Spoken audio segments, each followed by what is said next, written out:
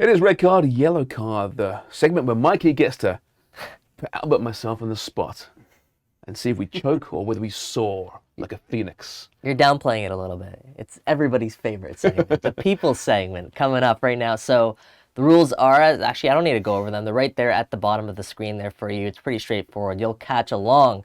So I'm going to start here. James, let me start with you. Watching PSG yesterday in the Champions League, right, it got me thinking, and we've heard so much stir around this club. I'm going to say that one of Messi, Neymar, or Mbappe will not return to PSG next season. Yeah, I am going to... Play on. They're going to break it up. Listen, first of all, Qatar, they're going to buy Manchester United, right? And UEFA will say, no, you can't own two clubs. So there might be something happening there. And who can afford those three guys unless you're some oil state, or in this case, natural gas state, which is what Qatar actually is, if you Wikipedia them.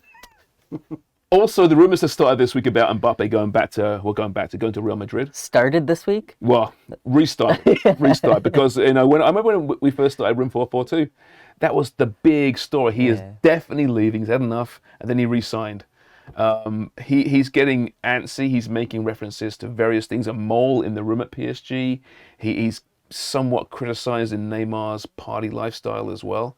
There's some things that aren't quite right there. So I think this could be the time Mbappe goes to Real Madrid. So yeah, absolutely, it'll be a different looking PSG next year. See, if you had to pick one, you're saying it's probably Mbappe. Mbappe, yeah. Albert, what about you? What do you think? Play on. I think one of them is going. Mbappe, like you mentioned, linked to Real Madrid. Not happy at PSG, at least not happy with some of the players around him. Now reports are coming out that PSG can't wait to get rid of Neymar. They can't stand him. They want to sign Messi, but he's still kind of linked with Barcelona and potentially an MLS club. Someone's going to go. I'm not sure if it's going to be one, two, or maybe even all three. Where does Neymar go, by the way? If it's Neymar, where does he go? He's 31.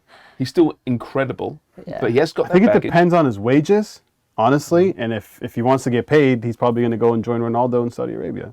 Oh, can you imagine Neymar at 31 years old? I think he's still an excellent player, but who can afford those wages outside of PSG? I could see him back at Barcelona, or maybe even... Barca afford those wages, though. I mean, if he obviously cuts his wages back a little bit, I don't know if he's willing to do that, or Real Madrid. He's still a top 10 player in the world. Definitely. Right? So he's still getting a very good player. I said yesterday, that striker market this summer is going to be just nuts. Yeah. It's going to be, what does Sarah say? It's going to be... Boncarino. Boncarino. Yeah. Shout out Sarah for her. Yeah, one of them are going to go. It's going to be interesting if, let's say, Neymar and Mbappe leave and it's just Messi. What does he do? Does he stay?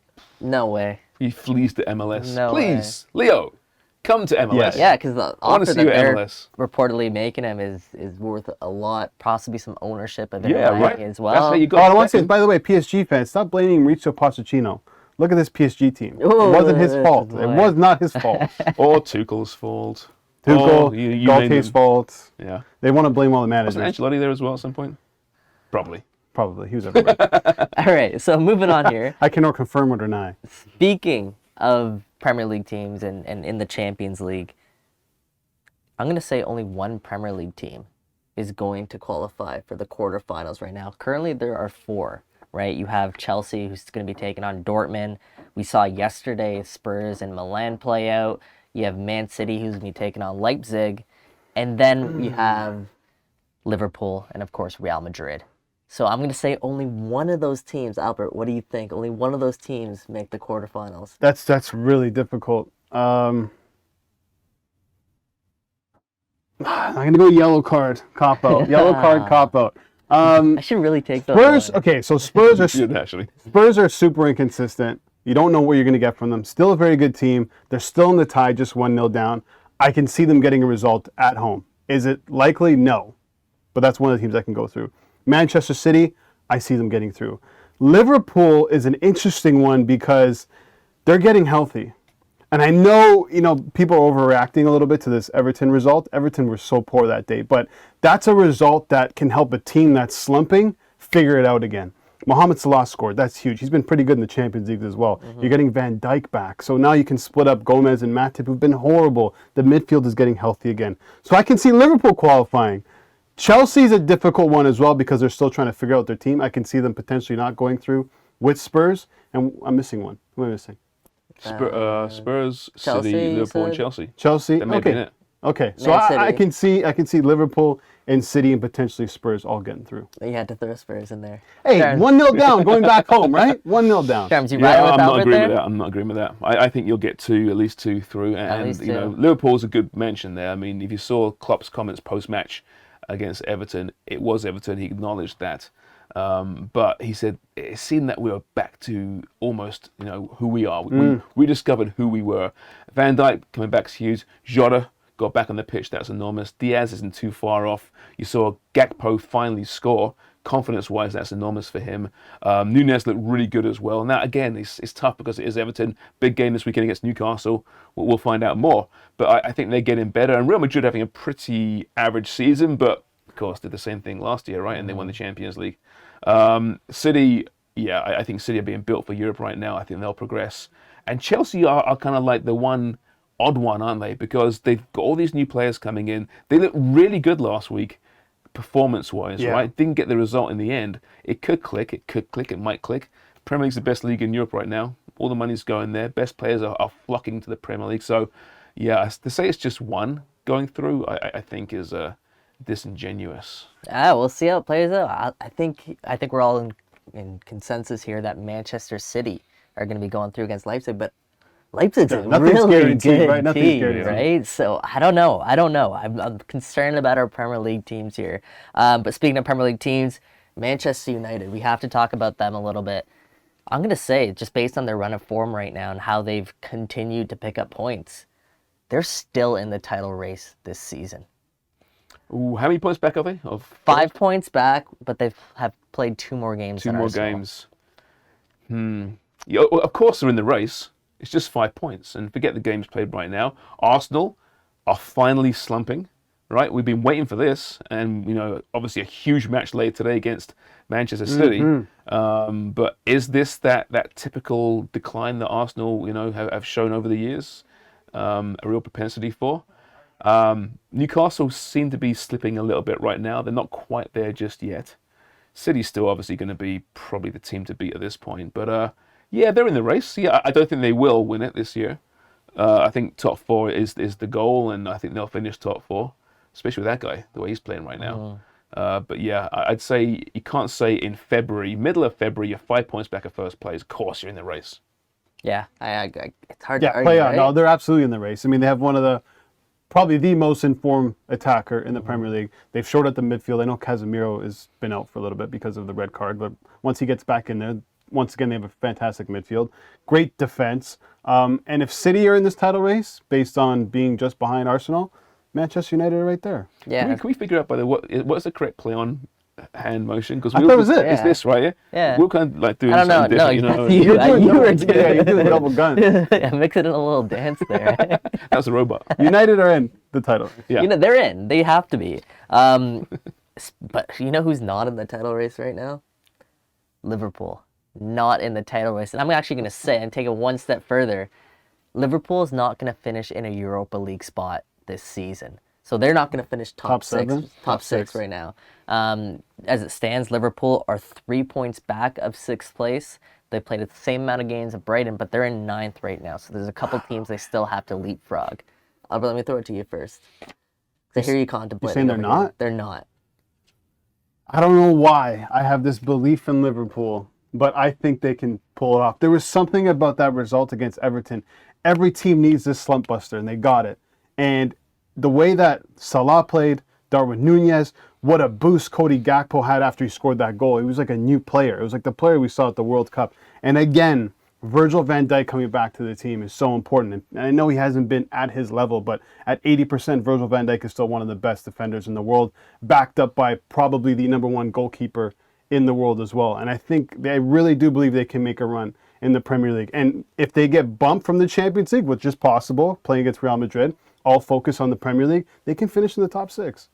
Yeah, I'll go a step further. I was kind of studying the table recently. Top 4's not out of the realms of possibility yet, because they have the games in hand on those teams, a couple of games in hand. If they win those 2 games in hand, they're very close, like 3 points back. So yeah, I think they're finishing in the European spots now because, like Albert said, they're gathering steam. Like I said, huge game against Newcastle this weekend. But 2 years ago, right, they had a poor season. Injuries derailed them. And they lost 6 straight games at home, remember. And then they won 10 straight to end the season, finished 4th place in the end. You know, not a great campaign, but so many injuries. Very similar to this season. Now, this year does seem worse than that. There's more issues. There's an aging squad and even more injuries. But listen, when you got the general out there, Jordan Henderson, Mikey, you know, calling the shots and saying, "Come on, boys, jump on my shoulders." So are Liverpool back? Are they back? Are they back to what? To what they were last year? Close to it. No, well, no, but they don't need to be. They're still far off. But in order to get there, don't they need to sort of revert back to that form and finish out Very the much so. season? I thought they were really good against Everton. I thought they had that swagger back, the pace, that Gakpo goal, the Salah goal, the pace in that counter-attack really reminded me of Liverpool of old last year. A lot of teams have looked good against Everton this season, I will say that. I mean, not listen, Sean Dyche's the Everton. teams ahead of Liverpool is with Brighton, Fulham, right? Yeah. Brentford.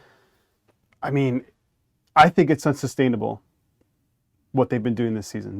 That's how good they've been. And that's But we've been saying that for a while. That's not a knock against any of those teams. But if Liverpool can get back to somewhat of what they used to be, they're better than all those teams. But there's another dark horse in that too. Don't forget about Chelsea. Oh, absolutely. No, Chelsea, absolutely, Chelsea is also in that mix too. It's not going to be as easy as I think it might seem, just because Liverpool did start to pick up points. But all the races on the Premier League table at the moment are going to be so interesting come the end of the year. Oh, the title race, top 4 European positions, and the relegation battle. Hey, watch the Jesse Marsh lead Southampton to mid-table finish. You just watch. it's one of the most. Actually, today we saw he's not going to go to Southampton. Oh, that's been That news really. did come out. Yeah, they wanted apparently a 6-month contract, and Jesse Marsh wasn't willing to do What's that. going on? Yeah. So Jesse Marsh is Interesting. not going to Southampton. I That's got the one more latest for us? reports. Yeah, if I can pronounce his name properly. Albert can. Napoli's? Khvicha Kvaratskhelia. You shouldn't sound too So good. confident. really? Khvicha Kvaratskhelia. Yeah. Kvaratskhelia Okay. is the most underappreciated star in world football right now. Sharms, what do you think? Yeah, I agree. And I'm going to say it for the reasons why I don't mention him very often. I cannot pronounce. We can't that even name. pronounce his name. If it was Kvaratskhelia. Bob Kvaratskhelia. Smith, then he'd be given a lot of credit. But that he's got to change that name. It's a lovely name. It's a strong name. It's a beautiful name. But it's so difficult for idiot sports reporters to That's ridiculous reason, isn't it? It is pretty bad. You know, I think he's in the Napoli team that has surprised this year. They've been absolutely incredible. There's other players in that team who are under the radar. He probably is underrated. Well, not underrated, but under the radar right now. But if he has another year like this year, he's going to just explode onto the world scene and become, well, listen, a target for some extremely big clubs. Not that Napoli isn't a big club, but I'm talking like super clubs. It's so frustrating because he was a Spurs target. He was an Arsenal target for a relatively cheap price, which you're not going to get now. He's only 21 years old. Do you know what Napoli bought him for this summer? I want to say, I don't know, like 4 million? 10 million they bought him for. Right now, apparently, he's worth 60 at least. Oh, he's going to be worth even more. They're asking for a lot more. You said next summer, apparently, like this upcoming summer, a lot of teams. Yeah, Well, I hope Napoli keep them together, though, that team, because, man, they're great. Yeah, we got to do a segment on Napoli. Yeah. I love Napoli. Yeah. I'm pretty sure he has the most assists. I think him and Osimhen have the most goal involvements as well. I can't remember the stat. Most syllables in his last name. Yes, I can't remember the stat, but Kvaratskhelia,